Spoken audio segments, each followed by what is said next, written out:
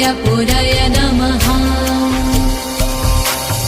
ॐ ह्रीं श्रीं क्लीं श्रीं कुबेराय अष्टलक्ष्मी मम गृहे धनं पुरय नमः। ॐ ह्रीं श्रीं क्लीं श्रीं कुबेराय अष्टलक्ष्मी मम गृहे धनं पुरय